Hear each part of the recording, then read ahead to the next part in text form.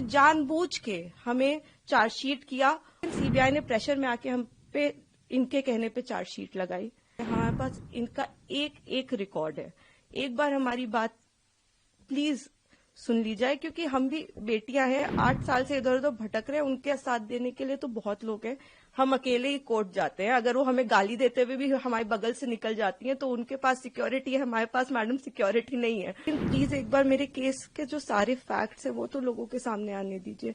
हम बहुत ही मुश्किल से जुडिशरी के पास गए थे। हमारे अपील में हमने सारे फैक्ट्स फाइल किए हुए हैं। उन्होंने अपनी टाइमिंग 3 बार बदली है। पहले उन्होंने कहा दोपहर 2 बजे, फिर उन्होंने एक मीडिया स्टेटमेंट दिया, उन्होंने कहा नहीं 2 बजे नहीं हुआ, शाम को 6 बजे हुआ। ये उन्होंने ऐसे इसलिए किया क्योंकि ऑलरेडी एक फोटो है मेरे पिता की कि वो मम्मी के साथ एक इवेंट में मौजूद है 2 बजे।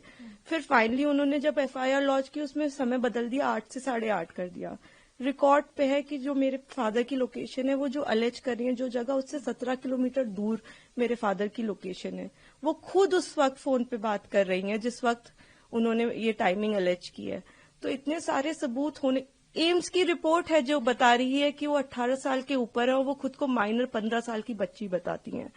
मैं बस ये आपके माध्यम से कहना चाहती हूँ कि मैं समझ रही हूँ कि आपकी भावना एक तरफ जुड़ी हुई है, क्योंकि आपने ये सारे फैक्ट शायद कभी सुने नहीं है और ना किसी ने हमें नहीं अप्रोच किया कि आप अपना आपके फैक्ट्स क्या है। किसी ने उनसे कभी पूछा कि आप एक सबूत दिखा दीजिए कि आपकी तरफ कुलदीप सिंह सेंगर ने कभी आंख उठा के भी देखा। मैं कह रही हूँ अगर वो दिखा दे तो फांसी दे दे, लेकिन आप इस तरह का अनड्यू प्रेशर बना के, वो उन्होंने क्या किसी को पता है कि वो एक पॉलिटिकल पार्टी से एसोसिएटेड है।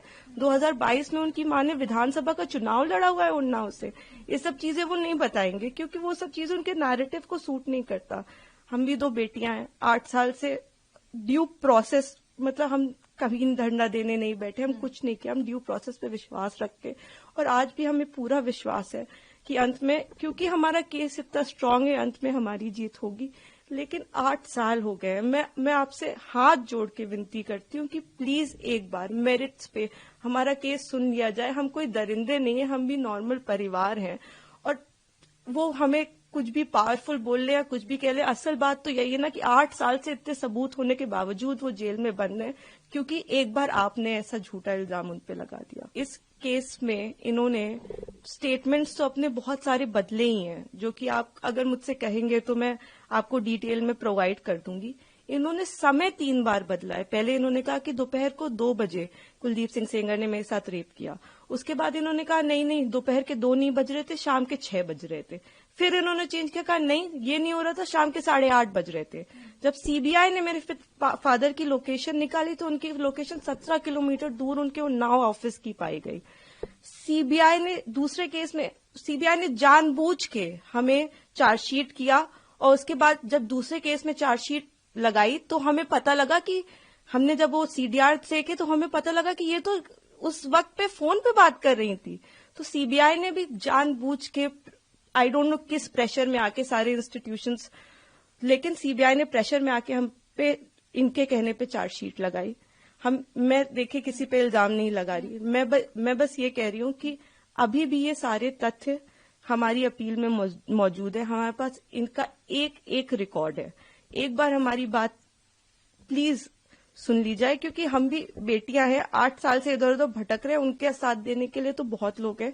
हम अकेले ही कोर्ट जाते हैं। अगर वो हमें गाली देते हुए भी हमारे बगल से निकल जाती हैं तो उनके पास सिक्योरिटी है, हमारे पास मैडम सिक्योरिटी नहीं है। वो गाली भी देती है तो भी सब कहते हैं कि तुम्हें अपने पापा को निकालना है ना बेटा, तो सीधे देखती रहो, गाली खाती रहो, लेकिन तुम्हें जवाब नहीं देना है। हमने आज तक किसी को जवाब नहीं दिया, यही सोचते हुए, क्योंकि हम प्रोसेस में कि हम हर चीज सही ढंग से करेंगे। हम किसी ऐसे वैसे लोगों के पास नहीं जाएंगे। तो कहीं ना कहीं इतने सबूत है इसमें कि हमें जीत मिलेगी।